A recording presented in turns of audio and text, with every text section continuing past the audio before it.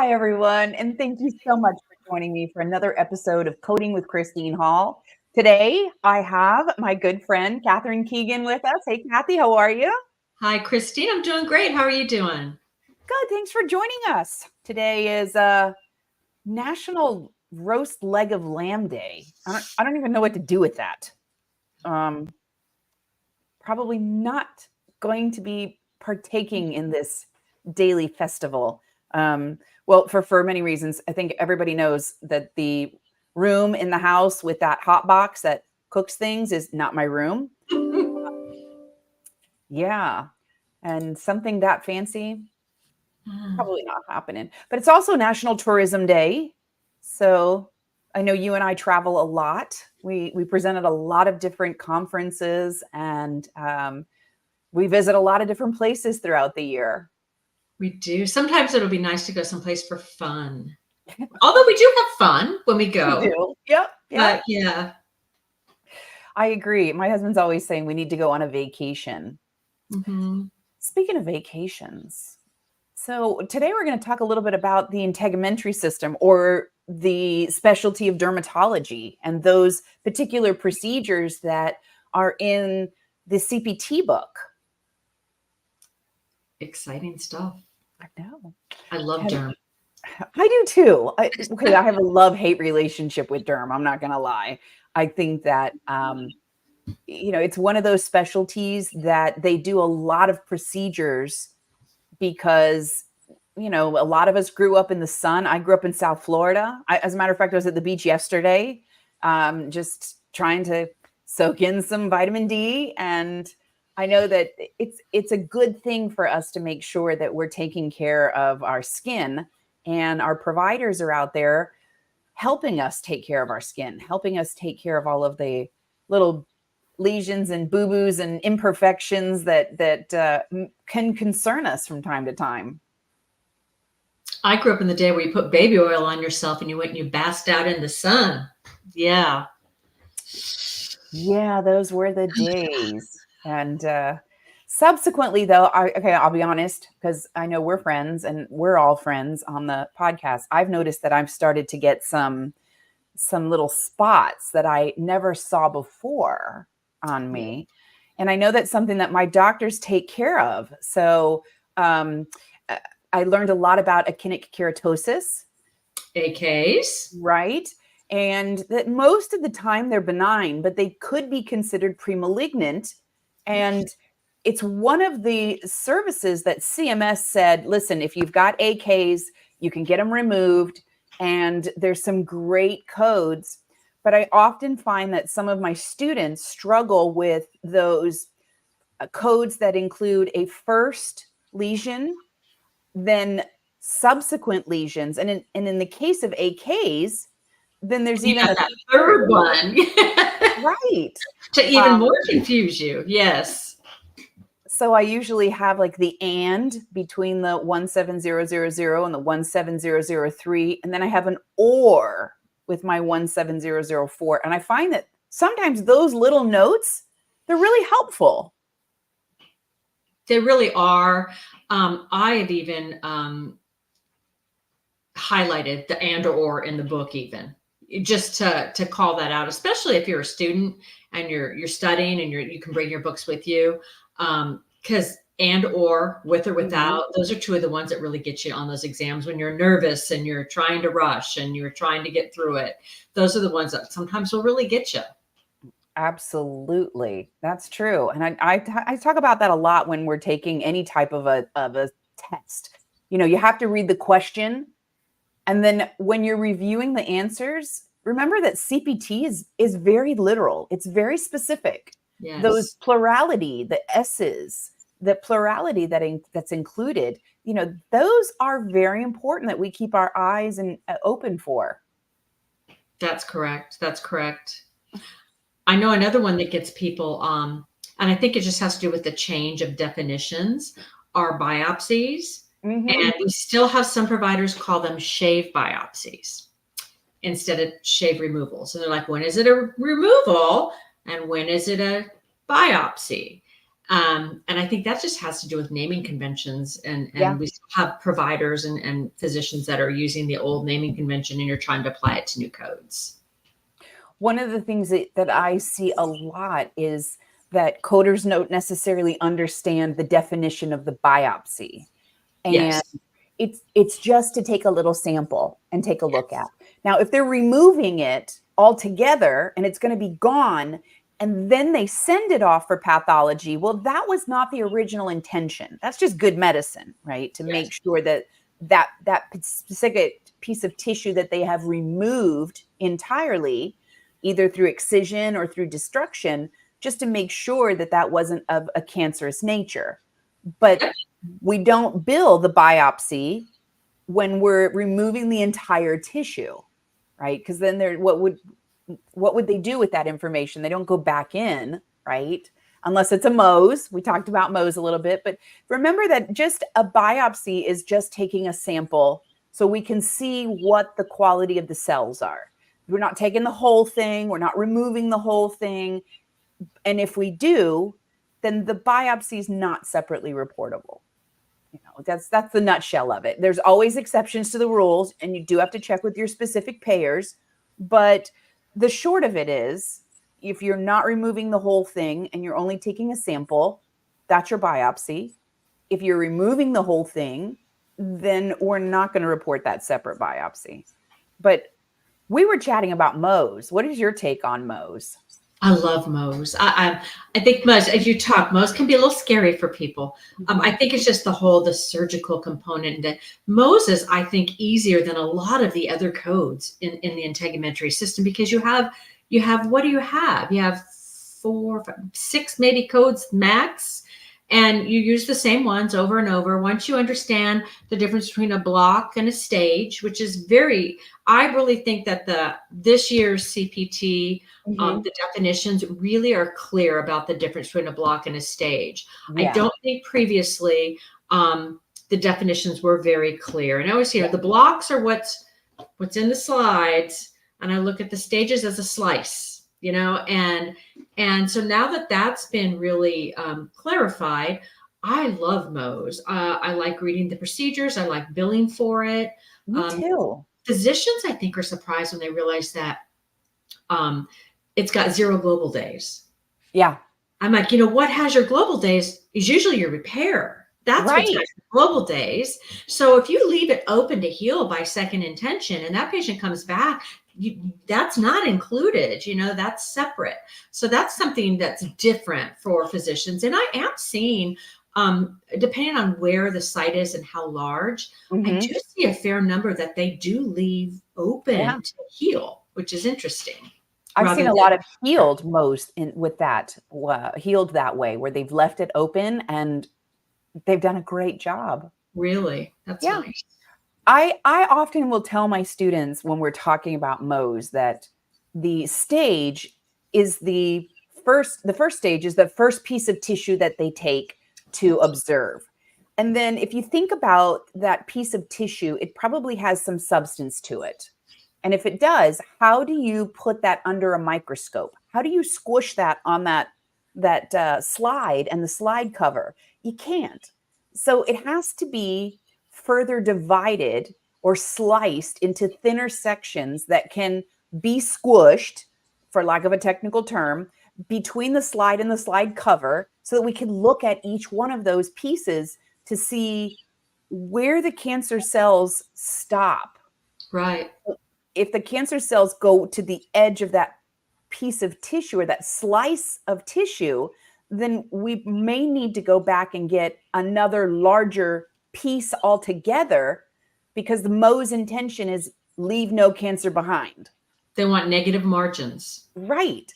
So think about that. How many, that very first piece or stage, how many times did they have to slice it so that they could see that entire piece or stage under a microscope to make sure no cancer has exceeded outside of the section itself? And then if they do need another piece or stage, how are they going to slice that so they can look under the microscope?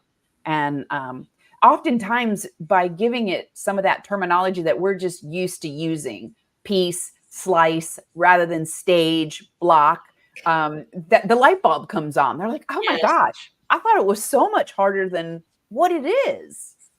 It is. I had a physician call me. I always love it when I get the really weird things that I have to research. It's like, Yeah.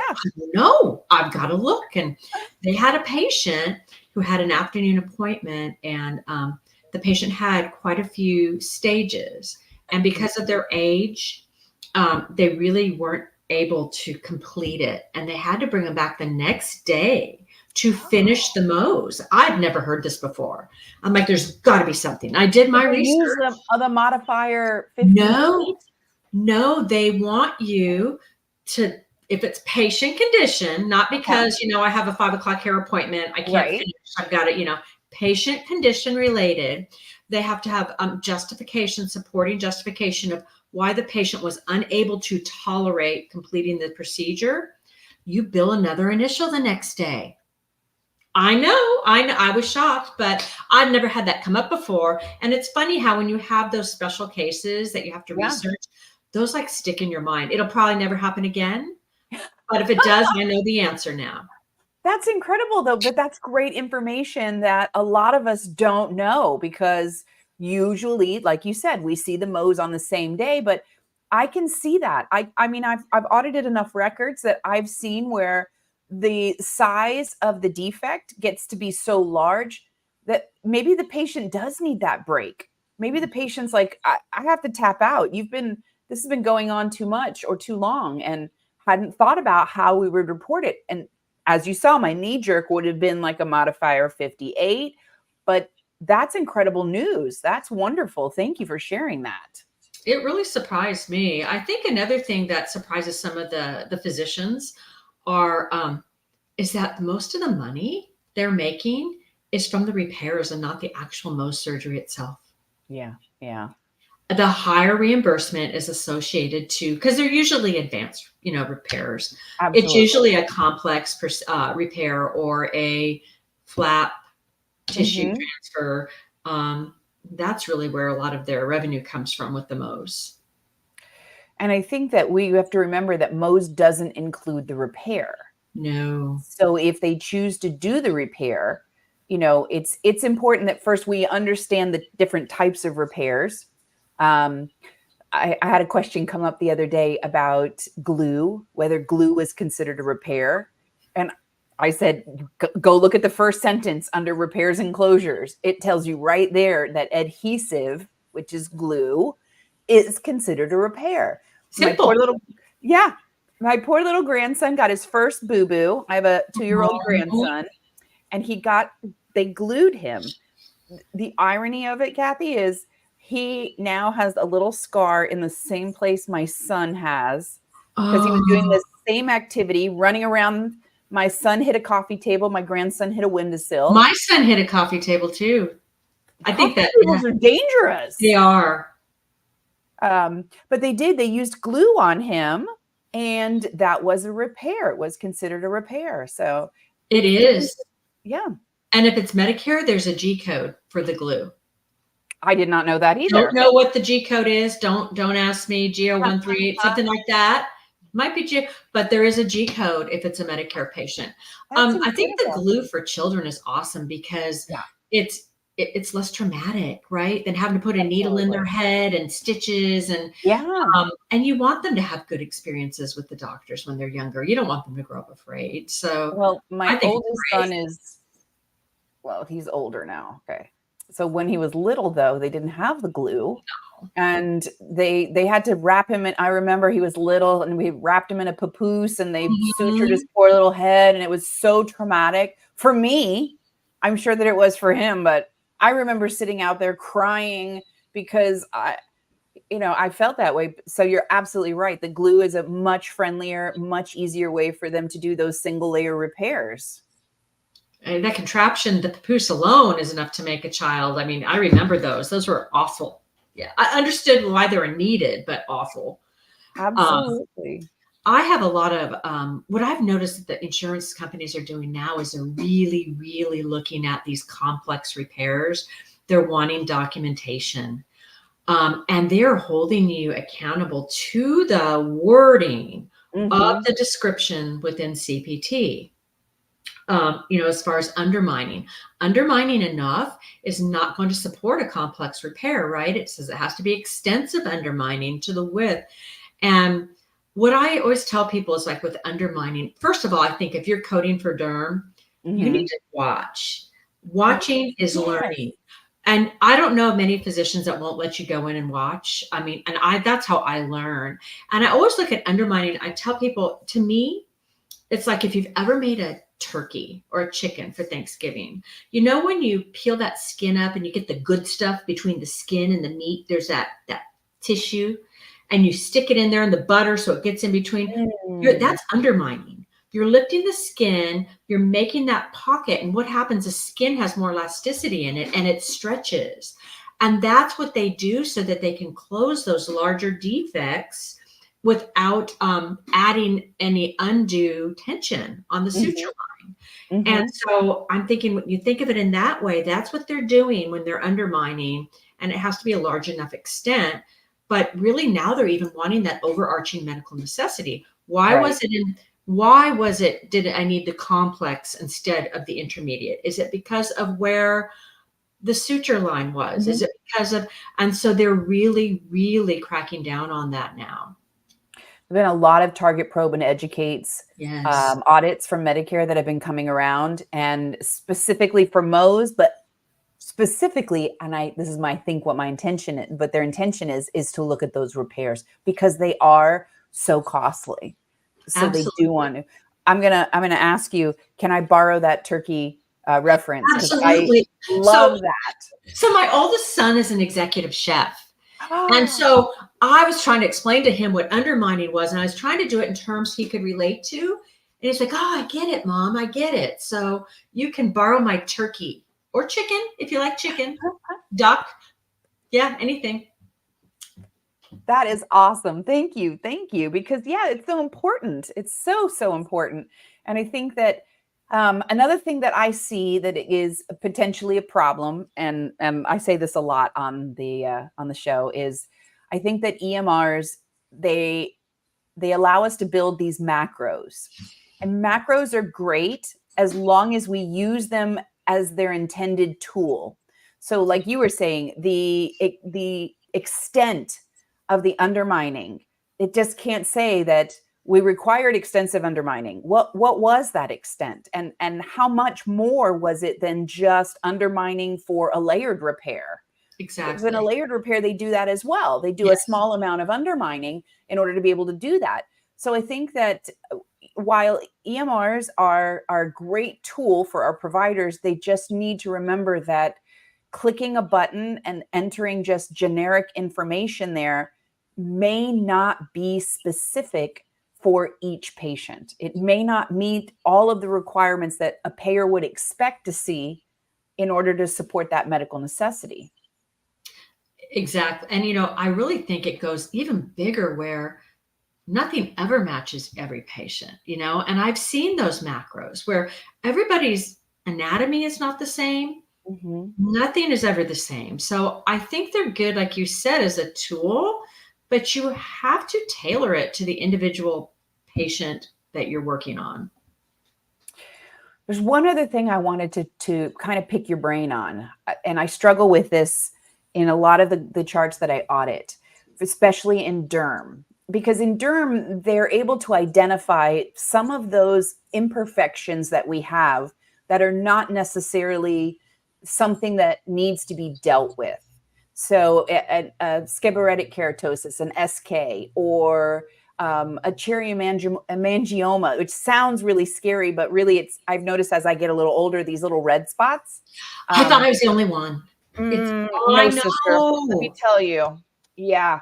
And when I went to the dermatologist, they said, you don't really do anything for that. It's just part of getting older and your skin is adapting. And if it changes, then come back and we'll talk about it. But so a lot of times we have returning patients where we've already identified all of these different little boo-boos all over them. And providers may be doing a procedure on the same day, but they look over and they're like, yep, you still got that cheriomangioma, or you still got that AK. Let's bill for an additional evaluation and management visit. Where I struggle is with the new guidelines where they tell us that those types of comorbidities in and of themselves that don't add to the data or the risk, we're just going, your nose is still on your face, that they don't really contribute to a separate evaluation and management on the same day as we're doing a procedure. What are your thoughts on that? And I think that the providers get a little confused also because they're looking at it as a chronic stable, right? Right. And they're looking at it from one perspective. I'm looking at it, if you just came into me with new SKs or what are these red spots on me? Right. That's Right. one thing. Right. I'm evaluating them. I'm Right. determining these are not. Now, if you are a known patient and you're coming in because you have, I'm doing a biopsy on your arm and Mhm. oh yeah, you've got SK. Well, I'm not doing anything about that. And that wasn't really your chief complaint. I call that incidental to the service. You really should be, you're looking the patient over anyway before you do any type of procedure. There's a certain element of pre-procedural work that is Right. inherent for the reimbursement of the procedure. You didn't order cream. You didn't, tell me you need to go see somebody else for it. Maybe they can take care of it. You didn't refer me out. I Right. don't. Now, if it is a new finding, I Yeah. will allow them that. But, and E&M's, I know we're not here to talk about E&M's. I know, but they're I tell my so doc, what did you do about it? So Yes.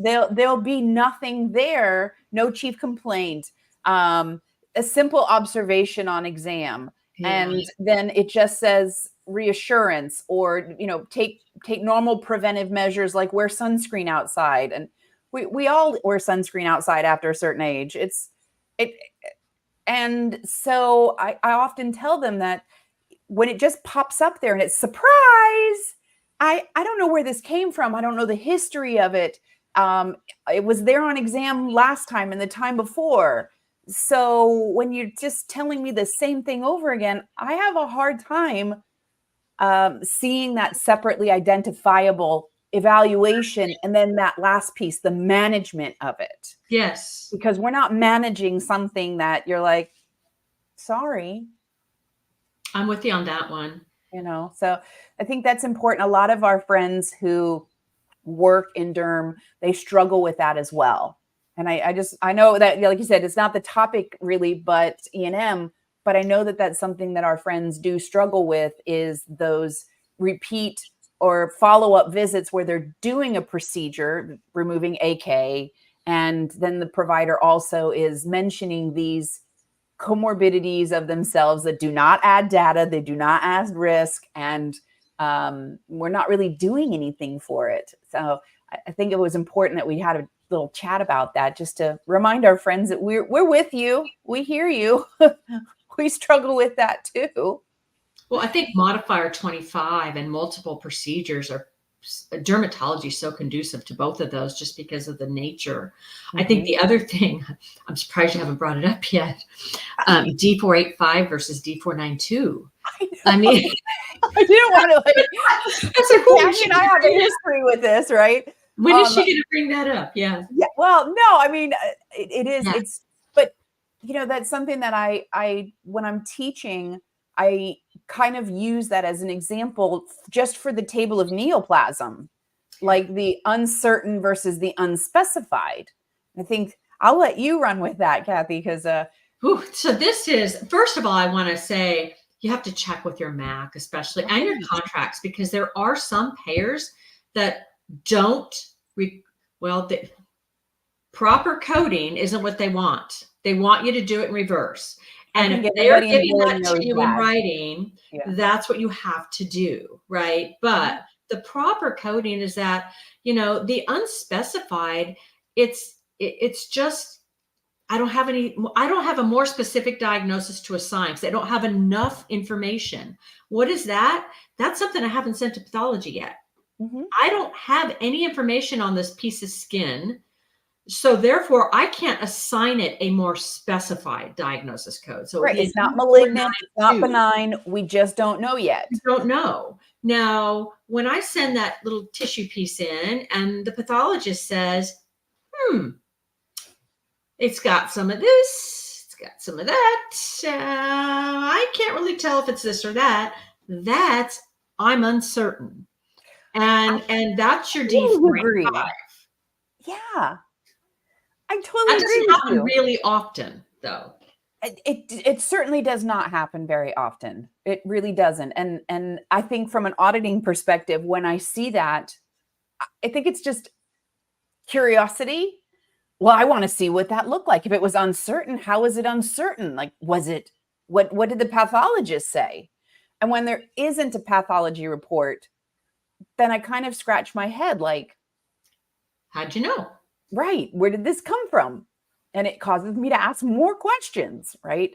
But if you told me from the beginning this is a funky lesion and I'm not real sure, but I'm going to take a sample piece of it and send it off to see, is it cancerous? Is it not cancerous? Is it precancerous, right? What does it look like?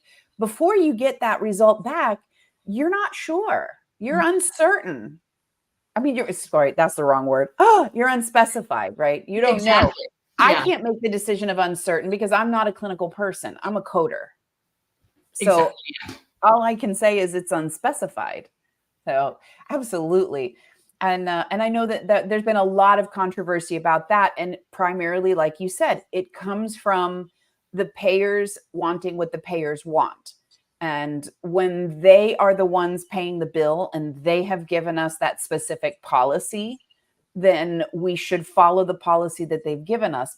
Outside of a designated policy, it's always going to be proper coding. And that Exactly. might mean that it doesn't get paid. And that's unfortunate, but I think there are one or two MACs that don't even. I want to think it's Florida is one of them. Maybe it you could would know. be. I You don't know what? know. We're so There's one or two notorious for all MACs. kinds of things. Yeah, but yeah. So that was an interesting one. Yeah, that gets a lot of people. It That sure one. is. Um, Mhm. the biopsies. We talked about the biopsy. I'm trying to think of some other things that get people. Um, Yeah, I was kind of running through here too. And oh, one of the things I did want to say is I just want to remind everyone that just because there is a code for it doesn't mean that it's going to get paid. oh yes. Remember that we've got codes for a facial, and we've got codes for chemical peels, and codes in of themselves are simply the translation. It doesn't mean that every code is going to get paid or get paid the same by every payer. It really is important that we're doing our due diligence to connect with our specific payers and see what benefits are covered benefits for each patient, and not to confuse that with there being a code there. That's a good point. Yes, a lot of people think just because there's a CPT code, it's covered, and that's not necessarily the case. I think another thing I think that I'm seeing with dermatology, and it's gotten a bit larger, is that the use of bioengineered skin substitutes, especially for wound repair. I was hoping That's you were going to touch huge that. We've had a because lot of talk about that. we did, and I think outside of the policies for the lower extremity venous stasis ulcers or non-healing ulcers. We're seeing dermatologists, some of them use it for that, and that's fine. If you go through the many requirements and documentation, and you do need to research because it is a lot just to support medical necessity to use them and then to continue to use them. Each session has to have certain required elements documented to be covered.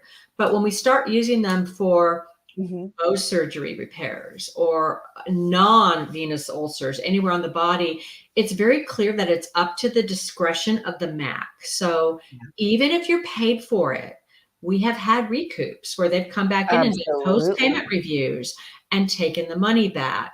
We also have many of our private insurers now, which are explicitly saying we are not paying for this because it hasn't proven that it's really decreased the time. Or there are certain products that we're not paying for. So you That's need to so be true. really they're so expensive, and the cost to the business, you need to do your due diligence and make sure you look at your clinical policy and you are following all of the requirements, because you really can't afford to lose one of them, that the costs are so extensive.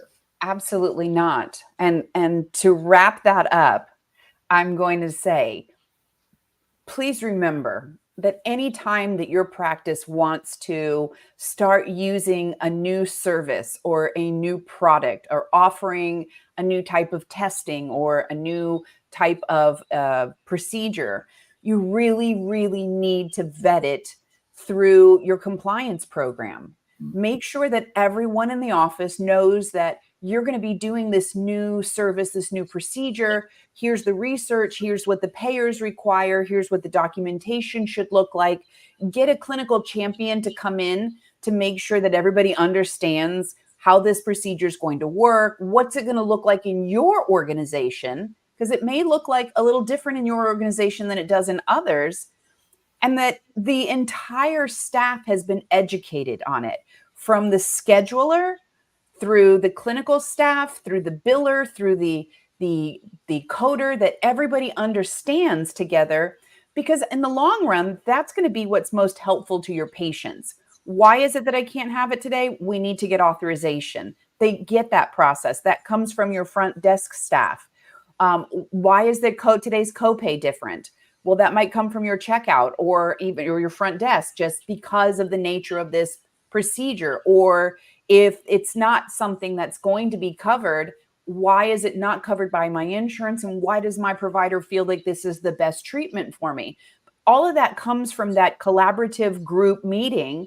And in our most organizations, it happens in compliance, right? Or in administration, or wherever you're having these meetings, these conversations, so that you set the expectation, you educate the whole staff, and then you give a champion the opportunity to audit and to make sure that you're doing it correctly. Oftentimes, I find that there are practices out there that are losing money because it's not being reported correctly, and they're facing denials, or they're facing non-coverage, as in the case of the substitute, and it's very costly on the practice. So a little bit of prevention in the beginning will save us quite a bit in the end. So Absolutely. And it costs you more to try and get it from the back end than it does to do it right up front. So absolutely. well, our time is up already. Can you believe that? No, it's been great. Thank you so much for having me on to talk about Thank my you for favorite coming. subject. I Yeah. really appreciate it. And, I totally respect you. You have so much knowledge on derm, and I couldn't think of anybody better to bring on to have a Oh, chat. So thank you for taking this time with me and with all of our guests today. If you need to reach out to Catherine, her her LinkedIn information is on the bottom. Her email information is there as well. Um, please feel free to reach out to Kathy, to myself. If you have any questions, we'll be happy to get back to you. And I want you all to have a wonderful day. Happy Leg of Lamb Day. yeah. Yeah. Okay. I'll see And you at our next conference. absolutely. Thanks so much for joining. All right. Thanks, Christine. Thanks for watching.